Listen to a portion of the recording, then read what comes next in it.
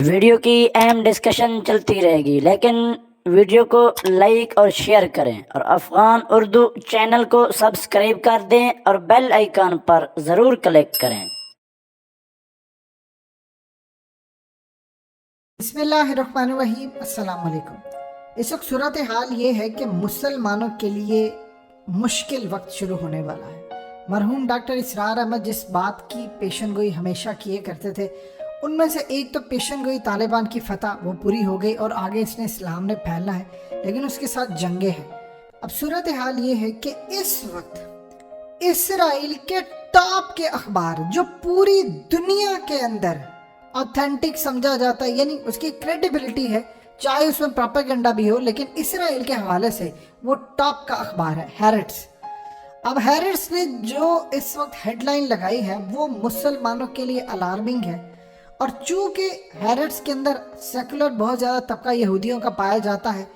حق میں وہ بھی ہیں کہ مسجد اقصی کو گرا دیا جائے، تھرڈ ٹیمپل، لیکن ٹائمنگ کے بارے میں چونکہ طالبان نے ابھی فتح کیا ہے خاص طور پر افغانستان، تو اس وقت صورتحال یہ ہے کہ اصل میں پچھلے کافی ہفتوں سے کچھ معاملہ یہ چل رہا ہے جب سے نفتالی بینٹ آیا ہے کہ یہودی وہاں پر پہلے دیوار گریا پر ایک ان کا کانٹریکٹ تھا مسلمانوں کے ساتھ کہ مسلمان مسجد اقصی یہاں تک مطلب عبادت کریں گے، اور اس کے علاوہ جو یہودی ہیں وہ چپ کر کے اپنے دیوار گریا تک عبادت رہیں گے، جو تھرو آؤٹ ہمیشہ سے 1967 کے بعد ہوا۔ اب صورتحال یہ ہے کہ پہلی مرتبہ ایسا ہو رہا ہے کہ یہودی مسجد اقصی کے احاطے میں آ کر انہوں نے عبادت کرنا شروع کر دی ہے، چونکہ وہ کہتے ہیں کہ یہ مسجد اقصی ہمارے سیکنڈ ٹیمپل کے اوپر بنی ہے، لہٰذا ہمارا پورے کا پورا رائٹ ہے کہ ہم اس کو گرا کر یہاں پر تھرڈ ٹیمپل بنائیں، اور پھر اس کے بعد ہمارا مسیح آئے گا اور دنیا کے اندر ہماری بادشاہت لوٹے گی۔ اب صورتحال اس وقت پیدا ہوئی ہے کہ اسرائیل کے اخبار ہیرٹس نے خبر لگائی ہے، ساتھ جس شخص سے لکھوایا ہے اس سے وارننگ دلوائی ہے، رائٹر سے، اور کہا ہے کہ اسرائیل مسٹ سٹاپ بریچنگ دا سٹیٹس کو آن دا ٹیمپل ماؤنٹ۔ یہ وہ دھمکی ہے جو اصل میں رشیا دے کر گیا تھا۔ اس نے کہا تھا کہ کسی صورت سٹیٹس کو نہیں بدلنا چاہیے، یعنی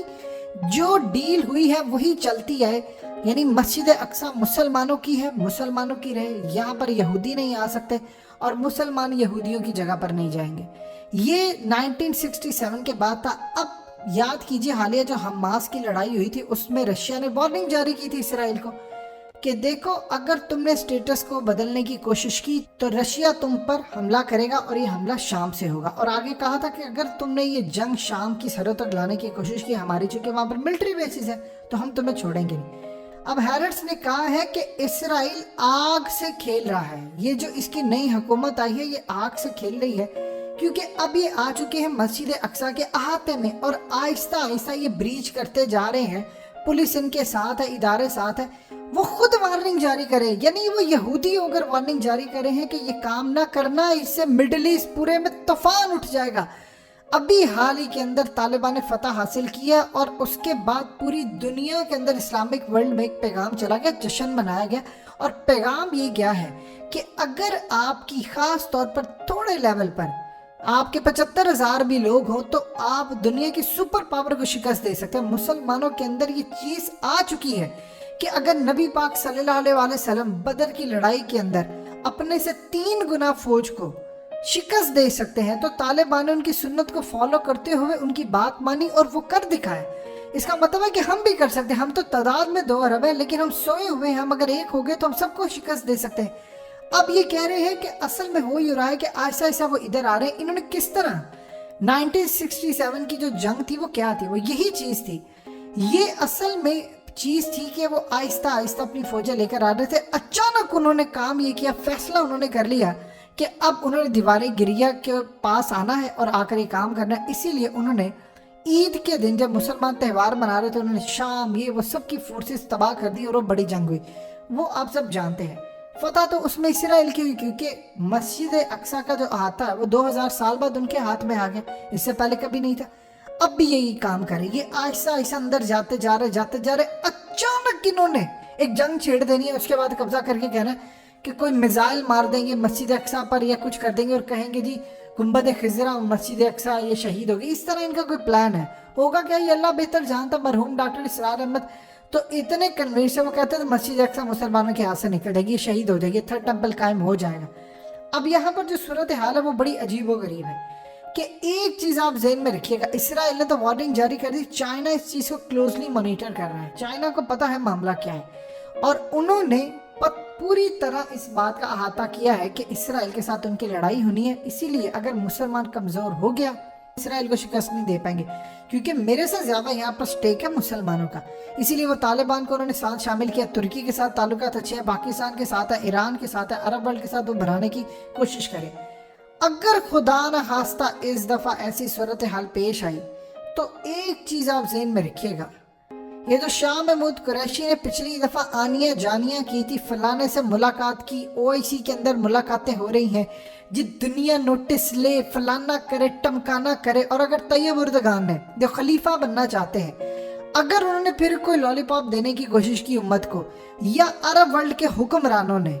ज़रा सी भी कोई ऊंच नीच करने की कोशिश की, तो अवाम का समंदर इनको बहा कर ले जाएगा, बड़ी बड़ी हुकूमतें इस दफ़ा गिर जाएंगी। ये चीज़ ज़हन में रखिएगा।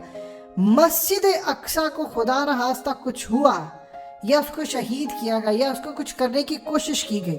तो फिर मुसलमान जितना मर्जी कमज़ोर है वो बहा कर जब वो निकलेगा, वो अपने हुक्मरानों को कहेगा बुज़दिलो, बेशर्मो, तुम लोग मस्जिद अक्सा नहीं बचा सकते, तुम मुकाबला नहीं कर सकते, तुम इस काबिल नहीं हो कि तुम इक़्तिदार पर रहो। ये ख़ास तौर पर ज़्यादा चीज़ आएगी अरब वर्ल्ड में, क्योंकि अरब स्प्रिंग तो वहाँ पर है। इसराइल उसमें ये चाहेगा कि मुस्लिम हुक्मरानों को आपस में लड़ा दे, उनकी अवाम के साथ वो पूरी तरह तबाह हो, वो यहाँ ना आ सके। अब ये सूरत हाल है कि उस वक्त ये नहीं होगा कि ओआईसी के इजलास हो रहे हैं और ओआईसी के अंदर जी गुफ्तगू हो रही है, जी हम मजम्मत करते हैं इसराइल की, फलाना करते हैं, ढिमकाना करते हैं, ये उस वक्त काम कोई नहीं होगा। लोग तपे हुए पड़े हैं, आगे लोगों ने देख लिया क्यों तैयब उर्दगान की रेटिंग गिरी है। हमेशा इस्लाम किला ये वो, जब बात आई तो फौज को ही नहीं भेजी। पाकिस्तान के अंदर भी लोगों को गुस्सा है, जबकि बाद में एक अरब हुक्मरान ने कहा था कि पाकिस्तान की एयरफोर्स ने जॉर्डन से हमला करना था, इसीलिए फिर इसराइल पीछे हटा। तो ये वो तमाम चीज़ें हैं जो आपको समझ आती है, लेकिन इस वक्त जो सूरत हाल है वो बड़ी अजीबोगरीब और इंटरेस्टिंग हो रही है।